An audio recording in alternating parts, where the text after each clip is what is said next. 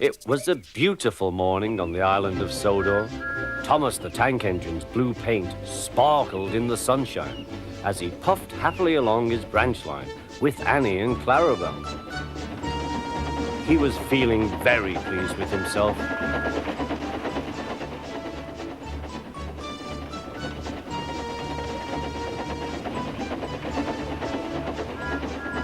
"Hello, Thomas," whistled Percy. "You look splendid."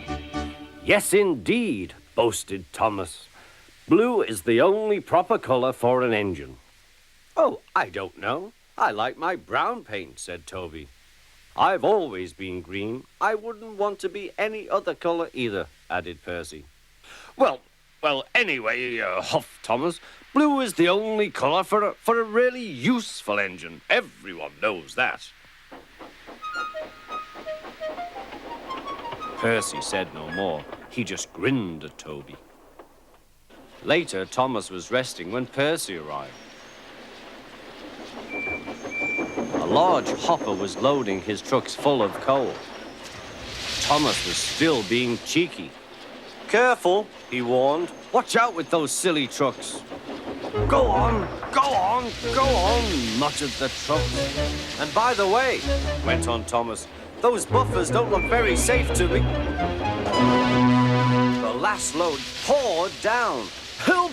I'm choking!" cried Thomas. "Get me out!" Percy was worried, but he couldn't help laughing. Thomas's smart blue paint was covered in coal dust from smoke box to bunker. "Ha ha," chuckled Percy. "You don't look really useful now, Thomas. You look really disgraceful." "I'm not disgraceful," choked Thomas. "You did that on purpose. Get me out."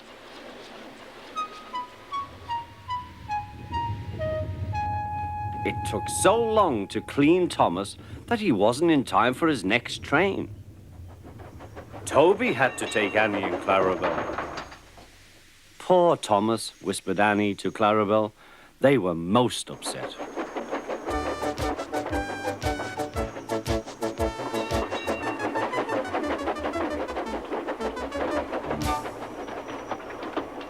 Thomas was grumpy in the shed that night.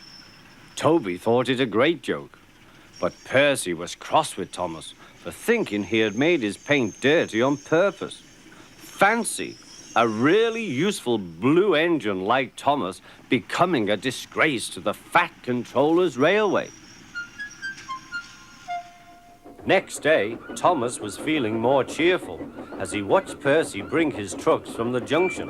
The trucks were heavy and Percy was tired.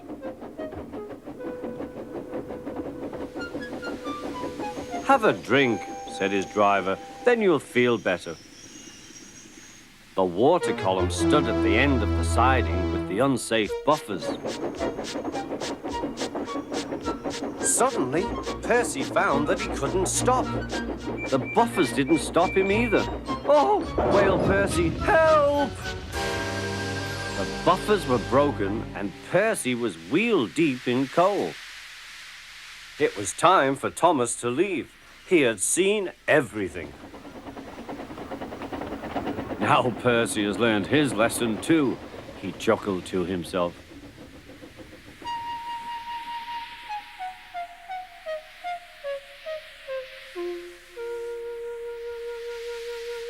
That night, the two engines made up their quarrel.